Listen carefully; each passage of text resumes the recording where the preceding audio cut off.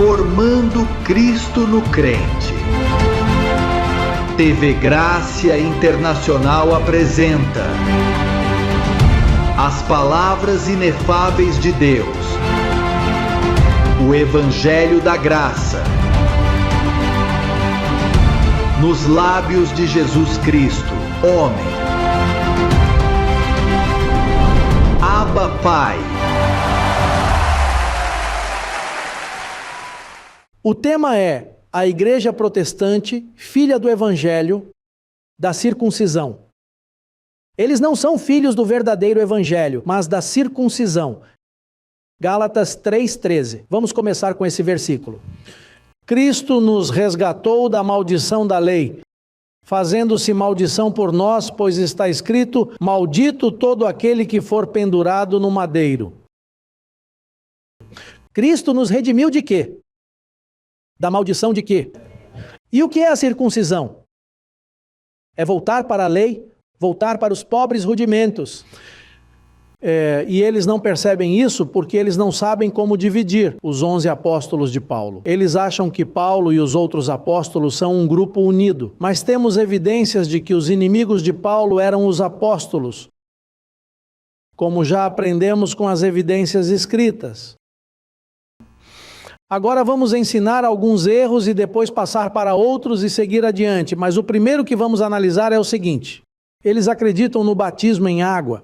Eles acham que todos os membros devem ser batizados. Eles negam o batismo católico, que é por aspersão, que é um pouquinho de água quando são bebês. Eles dizem que Cristo foi batizado como adulto. Portanto, deve ser batizado como adulto. E então eles batizam os adultos. No entanto, há instruções para nós, os gentios, encontradas em 1ª Carta aos Coríntios, capítulo 1, versículo 17. Veja o que disse o primeiro cristão. Paulo foi o primeiro a ser chamado de cristão. Os apóstolos eram chamados os do caminho, mas o primeiro cristão, quando Cristo lhe apareceu, indicou isso a ele. 1ª Carta aos Coríntios 1,17. Pois Cristo não me enviou para o quê? Mas para pregar o Evangelho, não com sabedoria de palavras, para que a cruz de Cristo não se torne sem efeito. Então, o que Cristo disse a Paulo? Não batize. E disse também aos seus outros companheiros para batizarem? Não, Paulo foi o primeiro. Ele diz: eu o primeiro, portanto o primeiro. Ao primeiro cristão disse ele: você não pode batizar, isso é um rudimento.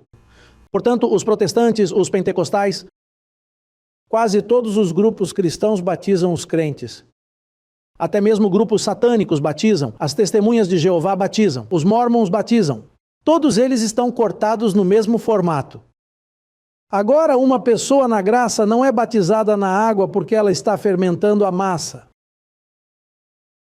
Um pouquinho de fermento leveda a massa. Ele está adulterando a pureza do Evangelho da graça. Portanto, ao primeiro cristão, o primeiro líder diz: Cristo não me enviou para batizar. Isso é prova suficiente para você?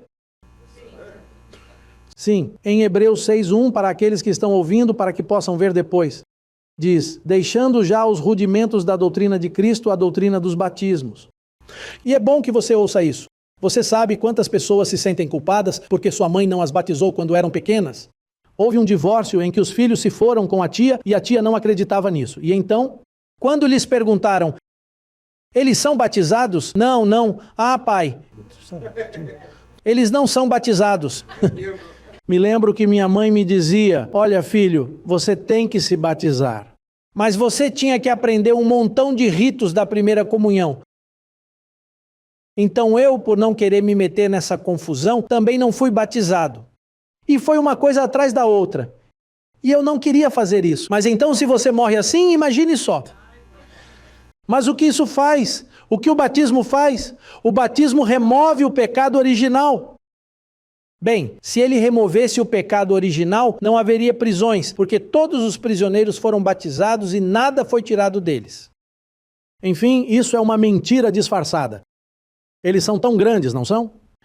E eles não entendem isso, eles entendem tantas coisas. Veja, eles sabem como pedir a oferta, sabem como roubar do povo, eles sabem fazer teletons e são especialistas em pedir. Eles até têm ministérios de mendicância, dizem eles. No entanto, são tão tolos que não conseguem ver que é tolice o que estão fazendo. Mergulhar em nome de Jesus Cristo, quando o batismo na água foi substituído pelo batismo em sua morte.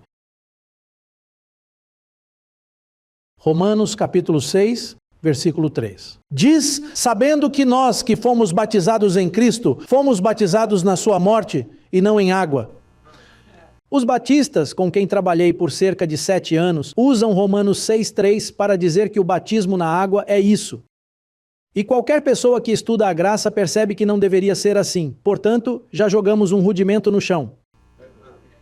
Esperando que nossos queridos irmãos protestantes saibam que estão mancando, e nós sabemos disso. Alguém sabe que eles estão mancando.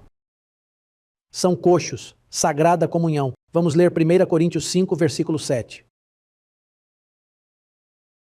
Rapidamente, vou listar 3 erros e depois passarei para outros. Portanto, purifiquem-se do fermento velho. Essa é a lei, para que sejais uma nova massa. A graça, sem fermento como vocês são, pois a nossa Páscoa, que é Cristo, já foi o quê? Então, se a Páscoa já foi sacrificada, por que temos que pegar um pedacinho de pão e um suquinho? Você sabe que todos os católicos são fracos nesse aspecto. Eles usam a hóstia, que eu não entendo como eles usam, com a hóstia e o vinho. E então os protestantes dizem, não, pode ser qualquer pão, pode ser qualquer suco de uva. Eu lhe digo isso, o que isso dá? Quase não consigo mais falar sobre isso, observe. Essa bobagem. Quando percebi isso, peguei todos os pratos da Santa Ceia, que são cor de ouro. Você sabe, né? Eles são muito brilhantes e caros porque são feitos de alumínio.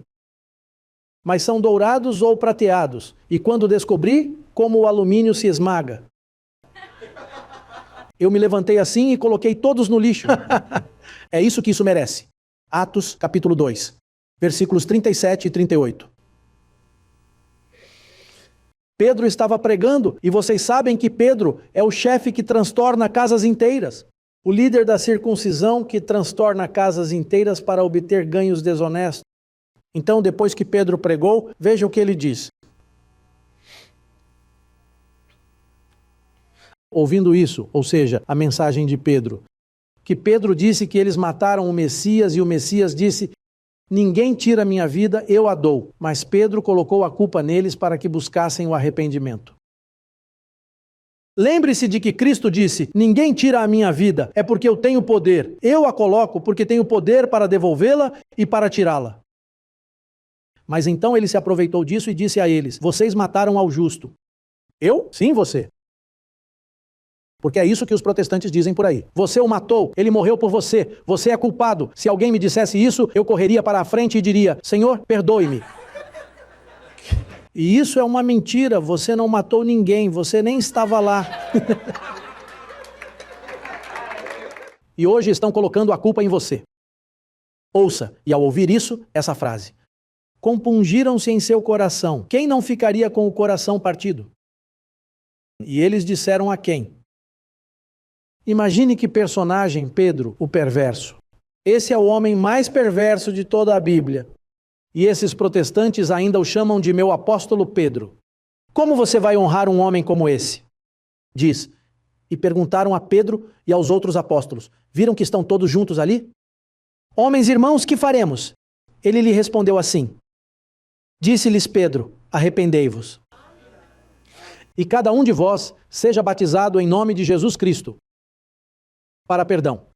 É por isso que há igrejas que dizem que até que você seja batizado, você não tem perdão dos pecados. Porque uma mentira traz outra mentira. Agora não é que você se arrependa, mas se for batizado, também não há perdão dos pecados.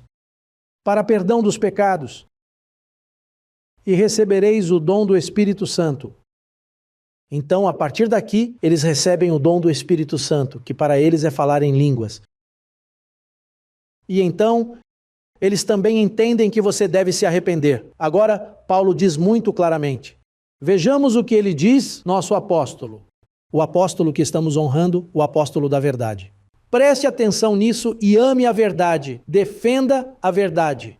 Porque é isso que estamos fazendo em todas essas viagens, que às vezes não descansam de um voo para outro, e às vezes são cadeiras macias, e às vezes não tão macias, são duras. Às vezes eu me levanto assim e fico rígido e pergunto, o que há de errado? E a cadeira estava inclinada ou dura? O travesseiro estava duro, e isso gera dor aqui. Ei, é como se o corpo participasse de algumas aflições ali, porque em todas essas viagens, às vezes a comida intoxica você, os temperos diferentes ou a água. Tantas coisas que acontecem quando você viaja. Mas é por causa dessa defesa e não por causa das viagens, porque isso cansa. Essa vontade de viajar desaparece em 2 ou 3 meses porque você já sabe o que significa fazer as malas, carregar, organizar, transportar. Mas disse o apóstolo Paulo, ele diz em 2 Coríntios, capítulo 5, versículos 18 a 21. Vamos ver o correto, para que qualquer pessoa que esteja nos assistindo na internet seja corrigida. O correto é isso. E tudo isso, tá? Ou seja, Paulo disse antes do versículo 18 que somos uma nova criação em Cristo. E tudo isso provém de Deus, que nos reconciliou consigo mesmo por meio de Cristo e nos deu o ministério da reconciliação. Que Deus estava em Cristo reconciliando consigo o mundo, não lhes imputando os seus pecados. Isso significa que ele não os chamará ao arrependimento porque não os está levando em consideração. E ele nos encarregou a palavra de... E o que Pedro pregou? O arrependimento. Agora, Paulo diz que quando Cristo se manifestou a ele diz, ele me confiou a palavra da reconciliação. O que significa que ele não leva em conta o pecado que você tem. Ele simplesmente diz a você, olhe, aceite que ele morreu por você, reconcilie-se e agradeça a ele. Então você fica sentadinho ali sem ir para frente, sem fazer um show. Bem, você entende e diz, obrigado, Senhor. Quer você diga isso em voz alta ou não, seja como for, mas se for sincero, você diz, obrigado porque hoje eu recebo a reconciliação e recebo que todos os pecados estão perdoados e recebo que tenho paz contigo. E já aí mesmo, onde você está, sentadinho, ouvindo pela internet, na prisão, deitado, em um hospital, onde esteja, aí mesmo ele te reconcilia. Assim que somos, isso é o que um pastor é. E o que você é quando compartilha, assim que somos embaixadores em nome de Cristo, como se Deus estivesse pleiteando por nosso intermédio, pleiteamos com você em nome de Cristo, o que diz? Versículo 21, aquele que não conheceu pecado, o fez pecado por nós, para que nele fôssemos feitos justiça de Deus. A diferença é do céu para a terra. Pedro disse, vocês o mataram, vocês são culpados. Aqui Paulo diz, reconcilie-se que ele não tenha em conta seus pecados. A menos que você seja um masoquista religioso e diga, bem, prefiro Pedro para ter certeza. Ou você é como aqueles que querem equilíbrio e dizem, bem, eu me arrependo e também me reconcilio para ficar equilibrado. Outros erros manifestados pela igreja protestante em todo o mundo, incluindo todas as denominações fora do Crescendo em Graça. O batismo com o Espírito Santo. Jesus disse, ele lhes dará outro Consolador, o Espírito da verdade. Ele lhes ensinará todas as coisas. Falando desse batismo no Espírito Santo, ele o chamou de Consolador, que veio para ensinar, era um espírito de ensino. E isso não são línguas. Agora veja o que diz. O que a graça ensina e o que este ministério ensina. Efésios 1:13. Veja o que diz, o que é o verdadeiro batismo no Espírito Santo. Nele também vós. Número 1, é assim que você recebe a promessa do Espírito Santo. Diz, nele também vós, tendo ouvido a palavra da verdade. Qual é a palavra da verdade? O evangelho de vossa salvação. E tendo crido nele, foste selado com o Espírito Santo de quê? Em algumas igrejas eles perguntam, você recebeu a promessa? Então você diz, se você já fala em línguas, eles dizem, bem, você está. Mas como estou? Você está salvo, mas não tem a promessa? Ou seja, estou salvo, mas não tenho a promessa, não tenho o Espírito Santo. Não até que você tenha a promessa do Espírito Santo, você já está na metade do caminho. E isso é preocupante. Você entra em uma dessas novas igrejinhas que estão por aí e são muito populares na televisão. Isso é batismo pelo fogo. E fogo é rapacatapaca, rapacatapaca. E você tem que falar em algo que não conhece. Porque se você não sabe do que está falando, não tem a promessa do Espírito. Efésios 1,13 diz, depois que o quê? Ouvistes o quê? O evangelho de vossa salvação, foste selado com o Espírito Santo da promessa. Não, mas você tem que falar em línguas? Não. Veja o que diz 1 Coríntios capítulo 12 sobre línguas. Veja o que diz Primeira carta aos Coríntios, capítulo 12, versículo 30. Versículo 30. Tem todos o dom de curar? O que você responde? Não, nem todos têm dons de cura. Falam todos em línguas? Agora a promessa do Espírito é para todos? Todos eles falam em línguas? E então? Então falar em línguas não pode ser uma evidência disso. Está entendendo? Sim? Interpretam todos? Não. Agora, o Espírito todos nós o recebemos. Porque no versículo, nesse mesmo capítulo, diz que todos nós temos bebido do mesmo Espírito. A única coisa é que se trata de um ministério com dons diferentes. Eu falo em línguas, brinco com isso, mas falei em línguas no sistema. Quase sempre nesse sistema a pessoa fala em línguas, porque isso faz parte. Isso é algo desconhecido. Agora ele diz que quando o perfeito vier, e o que é o perfeito? Quando você deixa os rudimentos, Paulo diz, quando vier o que é perfeito, então essas coisas cessarão. E então Paulo diz que quando você deixa os rudimentos da doutrina de Cristo, você entra onde? A perfeição, e uma vez que você entra, desde quando eu não falo em línguas, há muito tempo que não falo. E antes, se eu não falasse em línguas todos os dias, se não fosse o Espírito, falava José Luiz, mas eu tinha que me ouvir falando. Eu tinha que dizer algo para sentir que estava no assunto, porque a fé não estava bem estabelecida. O versículo, ou seja, o batismo do Espírito Santo, que eles chamam de falar em outras línguas, causou muita divisão na igreja. De fato, há um evangelista em Porto Rico que diz que se você não falar em línguas, você não vai para o céu. Imagine isso. Agora a coisa está complicada. Mas isso tem causado grande confusão e não está de acordo com o evangelho da graça. Esse é o grande problema, que aí não há graça.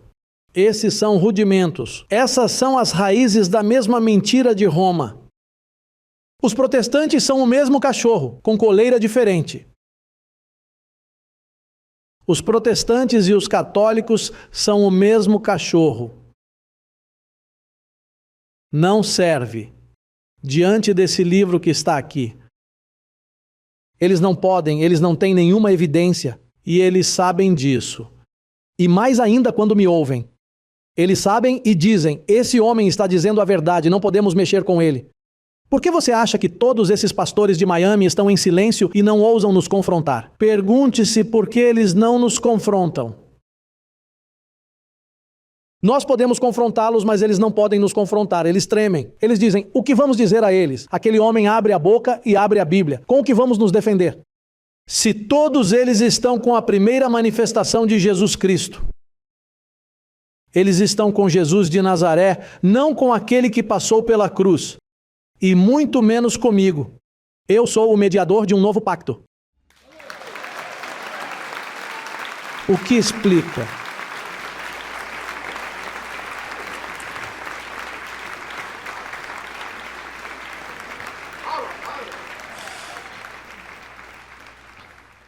Bem, então estivemos falando sobre isso, acho que foi em Costa Rica. Como Pedro fala do diabo. 1 Pedro 5, 8. Veja o que Pedro diz: sede sóbrios, vigiai, porque o diabo, vosso adversário, anda em derredor, bramando como leão, buscando a quem possa tragar. Essa é a circuncisão. Paulo diz que foi destruído. O que você prefere? A Paulo que te diz que foi destruído, porque é isso que a Bíblia diz. Isso foi o que disse Ezequiel, isso foi o que disse Isaías, isso foi o que disse o próprio João, amigo de Pedro. Ele diz que agora é o julgamento deste mundo. Então, a outra palavra que me interessa muito, porque Pedro não ousa usar a palavra predestinação, porque ele fica sem pregação. Se Pedro diz predestinação, então ele tem que aceitar que Deus já fez tudo de antemão. Então, ao aceitar que isso já existia desde antes da fundação do mundo, ele fica sem pregação. Porque aí é onde está a iniquidade e a maldade desses homens. É o mistério da iniquidade. Onde está esse versículo? Em 1 Pedro 1, 2, vamos ver esse versículo também.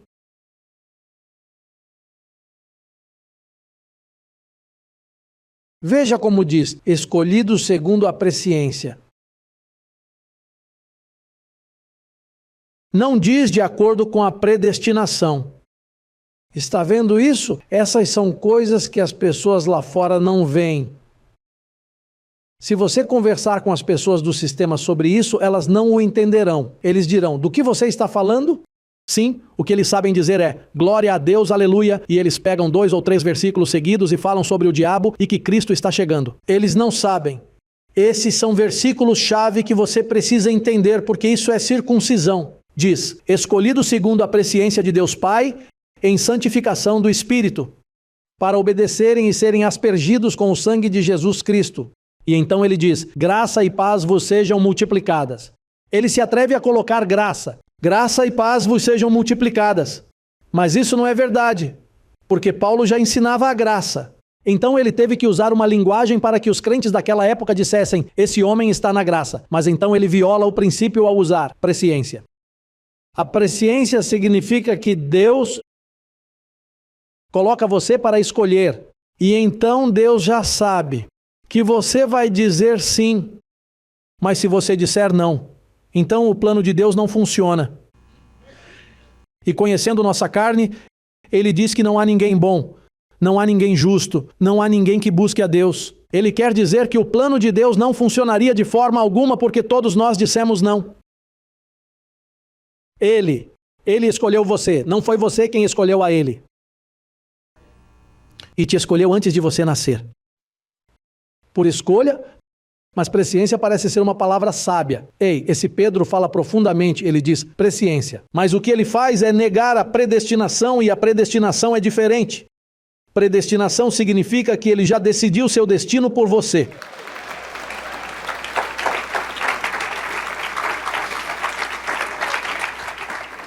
Portanto, esses são os erros que vemos na circuncisão. E todos esses pastores que estão me ouvindo, todos eles porque eles sabem. O único problema é que se eles amam o dinheiro e o chequezinho, eles dirão: o que vou fazer se eu disser que ele tem razão? Outros optam por dizer: vou pregar o mesmo com umas pequenas mudanças, mas seguirei com o meu. Mas aceitar que estão errados é difícil para eles. Mas eles sabem o que estou lendo. É que o problema são os pastores, porque as ovelhas estão prontas. As ovelhas estão prontas para dizer: o que eu quero é a verdade, não nos importamos com este sistema ou se caírem os edifícios. O que queremos é estar na verdade, mas os pastores não querem, porque fizeram disso um modus vivendi. Eles vivem daí, seus ventres estão no caminho e eles não querem dar o braço a torcer, mas são mentirosos. E aqueles que estão me ouvindo agora, vocês estão em uma mentira e mais cedo ou mais tarde terão de prestar contas por isso. Porque não só você está em uma mentira, você tem seus filhinhos em mentira, sua esposa em mentira, a congregação em mentira, e você vai pagar por isso. Especialmente depois de me ouvir. Você tem que colocar uma boa bateria quanto a isso.